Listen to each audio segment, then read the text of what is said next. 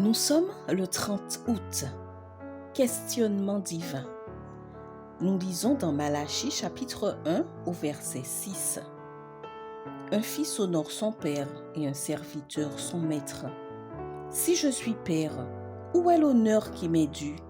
Si je suis maître, où est le respect qu'on me doit, dit l'Éternel des armées, à vous, sacrificateurs qui dédaignez mon nom? Vous dites, en quoi avons-nous dédaigné ton nom?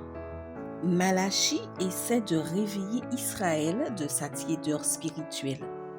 La foi des Israélites avait grandi à travers les difficultés.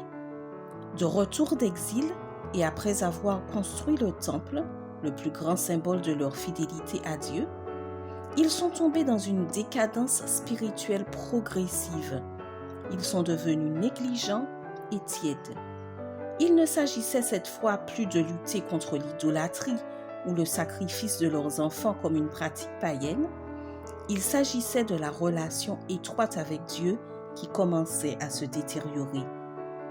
Certains des péchés contre lesquels ce prophète s'est battu ont été les mariages mixtes, les divorces injustifiés, l'apathie dans l'adoration, les offrandes corrompues ou les offrandes d'animaux malades ou blessés.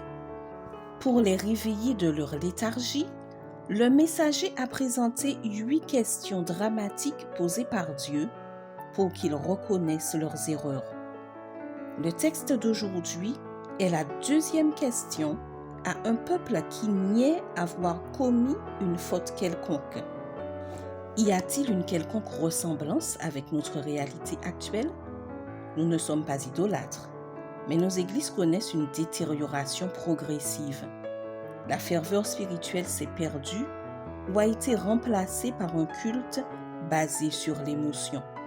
Certains changent l'objectif de la dîme ou donnent des dîmes incomplètes. Le taux de divorce est comparable à ceux du reste du monde. Il y a une attitude négligente et un manque d'engagement. La façon dont nous adorons et ce que nous offrons à Dieu reflètent notre attitude de respect.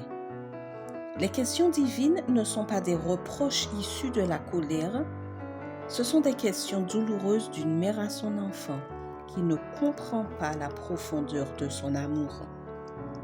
Comme un adolescent rebelle, les Israélites ont nié les accusations et ont fait preuve d'apathie face à la demande de Dieu de l'honorer en tant que Père et de le craindre en tant que Seigneur.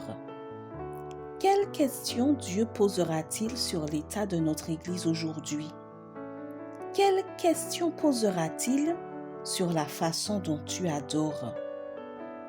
Dieu a adressé le plus grand reproche aux chefs spirituels de son peuple, car au lieu d'être des exemples d'obéissance et de sanctification, ils étaient insensibles à la condition spirituelle. Combien grande est la responsabilité des dirigeants pour avertir de la décadence spirituelle, pour être des exemples dans l'adoration et l'obéissance, pour ne pas se taire lorsqu'ils voient le culte collectif être souillé. Approche-toi et loue Dieu avec la révérence que mérite sa sainteté. Bonne journée et que Dieu te bénisse.